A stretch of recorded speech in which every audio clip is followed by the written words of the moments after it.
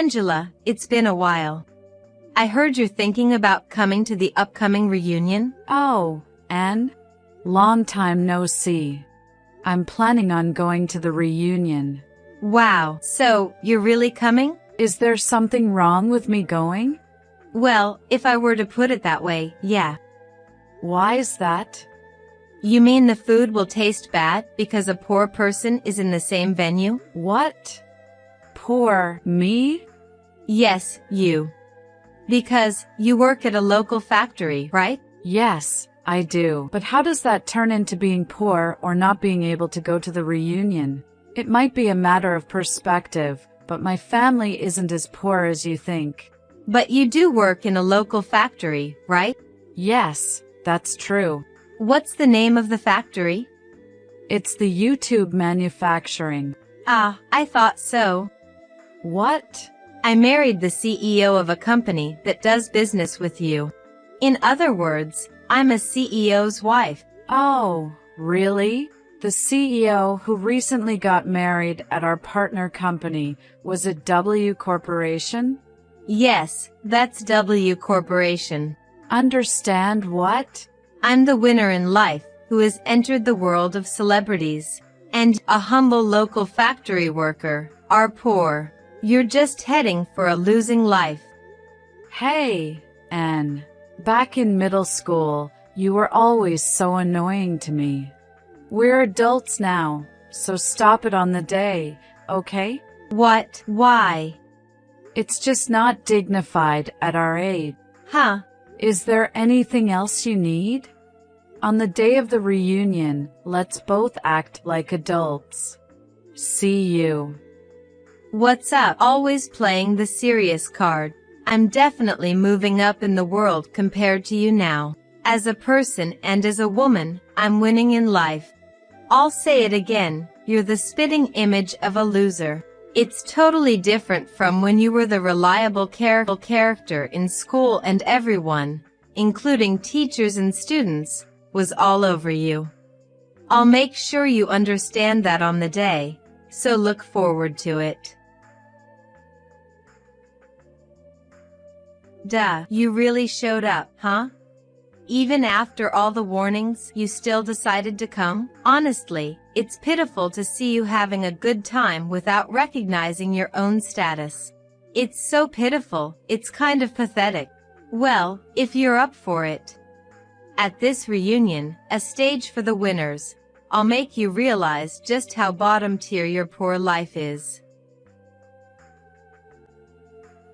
Oh, this is fun. You get it now, right?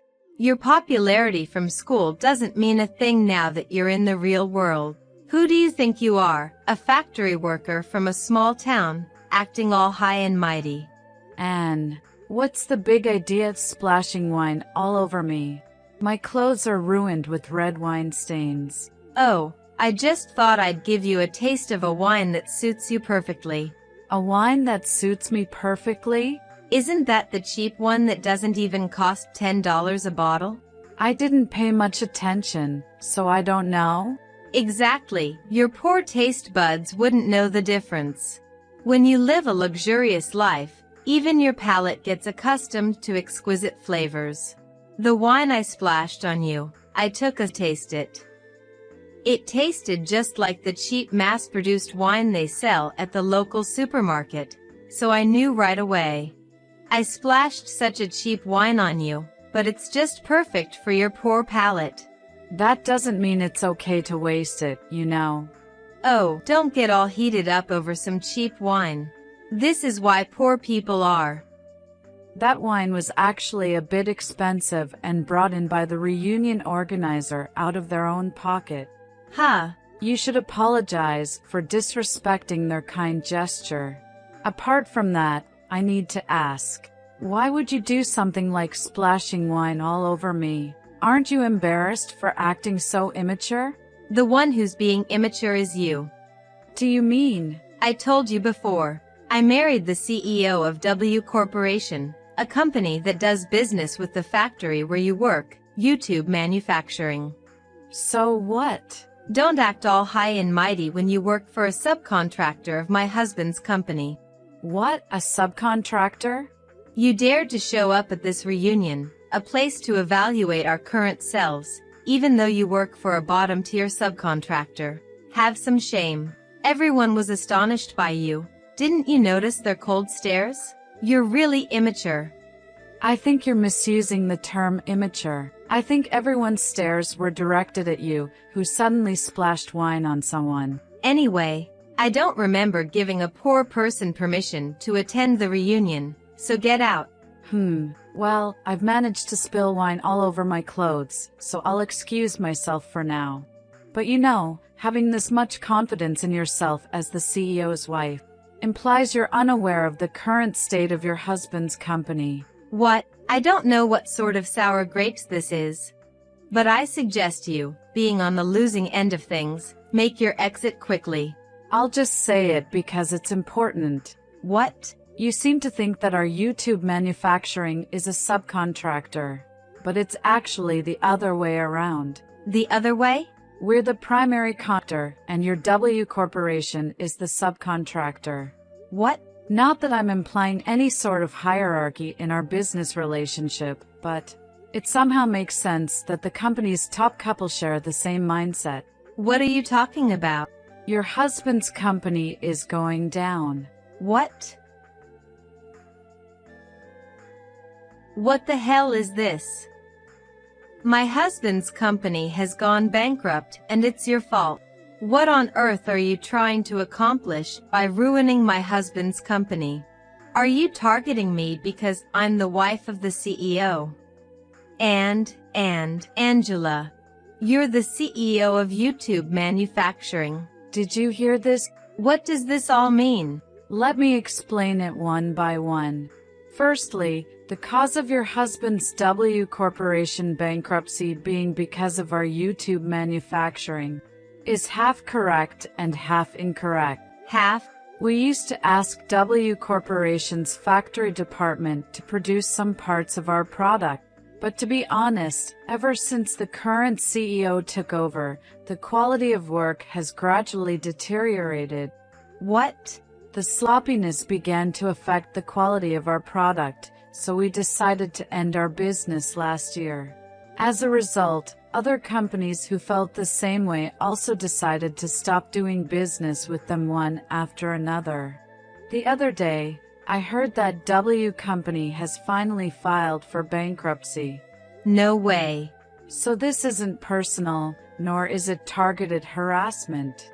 I simply chose the course of action that would maintain the quality of my company.